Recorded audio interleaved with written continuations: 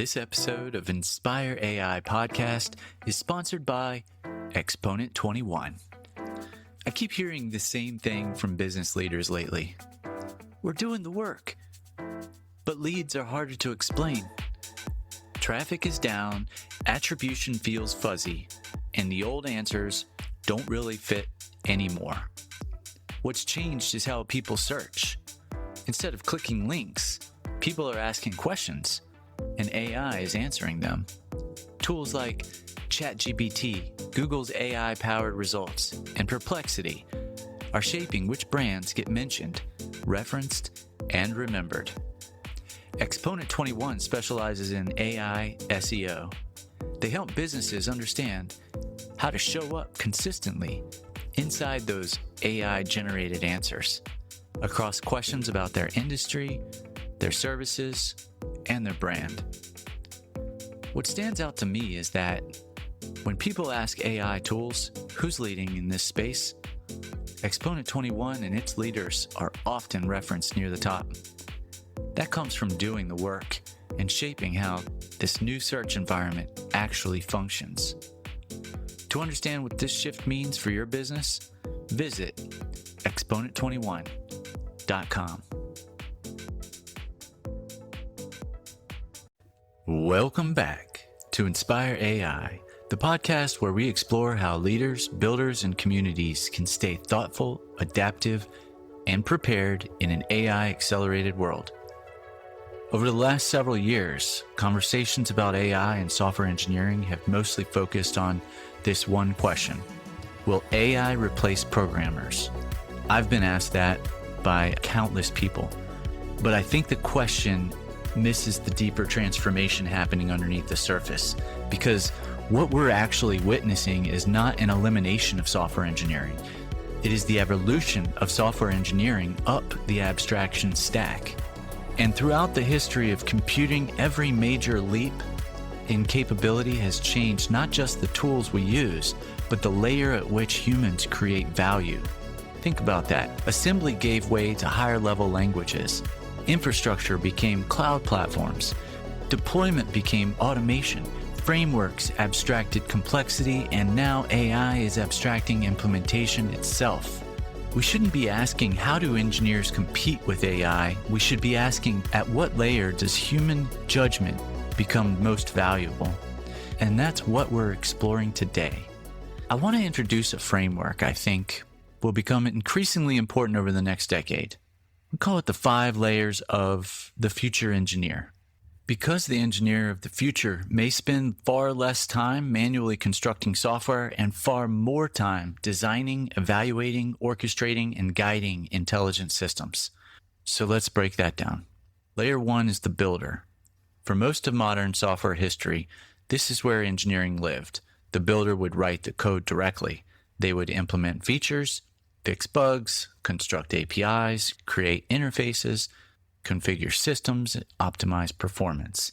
And to be clear, this layer still matters enormously. The world will always need people who deeply understand how these systems actually work. But what's changing is that implementation is becoming compressible. AI tools are now generating boilerplate code, scaffolding applications, writing tests, debugging common issues, refactoring code bases, explaining unfamiliar syntax, that's my favorite, and even generating entire prototypes. And this changes the economics of software creation. Not because engineering disappears, but because raw implementation is no longer the primary bottleneck. The value is what's moving, and it's moving upward. Historically, engineers gained leverage through abstraction. Today, AI becomes another abstraction layer. That's it. And when abstraction increases, humans shift towards higher order decision making. That is the beginning of this transition, which is where we take on layer 2, the designer. As implementation becomes easier, design quality becomes more important. And when I say design, I don't just mean visual design. I mean systems design, product design, workflow design, interaction design, and human-centered design. We all need to get more familiar with these things because design defines intent. It determines what should exist, how users interact with systems, where constraints belong, how experiences should feel, and what trade-offs matter. This is where engineering starts merging more deeply with product thinking. Because AI can generate solutions rapidly, but it still depends on humans to define the meaningful problems. And this is one of the most misunderstood shifts happening right now. Many people assume AI primarily rewards technical execution, but increasingly AI rewards clarity. Clear intent, clear architecture, clear communication, that's a good one, and clear constraints become as important as the ability to implement it manually. And that changes who succeeds. Engineers who combine technical fluency with strong communication and product intuition gain disproportionate leverage. Because the future belongs less to isolated coders and more to the translators between systems, humans, and the goals. That's where layer 3 comes into play, the architect, where complexity management becomes central. The architect thinks in systems, not individual files or isolated functions, but interconnected environments operating at scale. Architects define the system boundaries, the data flows, reliability patterns, governance models, security structures, interoperability, and scalability. And of course, in an AI-driven world, architecture becomes even more important because generation is cheap. And when generation becomes cheap, complexity expands rapidly, uncontrollably. AI can help organizations create software much faster than ever before, but without strong architecture, that acceleration creates chaos. Technical debt compounds faster, security risks multiply, inconsistency spreads, systems become fragile. This is one of the paradoxes of AI acceleration. The easier it becomes to create the software, the more important thoughtful structure becomes. In many organizations, the future bottleneck won't be coding capacity. It will be the organizational coherence. And architects become essential because they preserve alignment inside increasingly dynamic systems. They ensure velocity does not destroy resilience. And that's where layer 4 comes into play, the evaluator.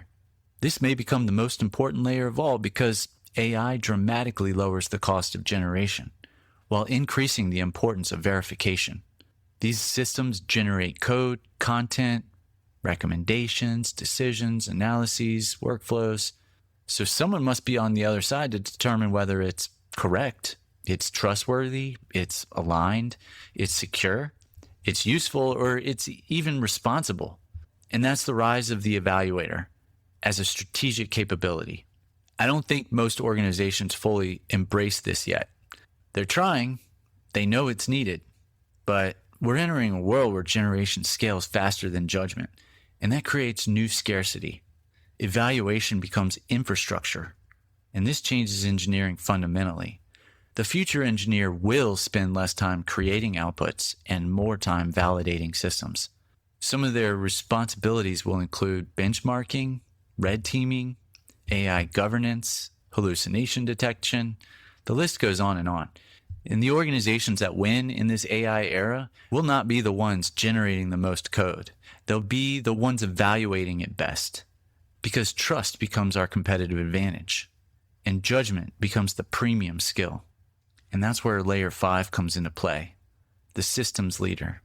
This is where engineering evolves into organizational orchestration, because the system leader manages not only people, but networks of humans, AI systems, workflows, and automated agents. This layer is less about direct execution and more about coordination at scale. The system leader asks, how should intelligence flow through the organization? Which decisions should humans own?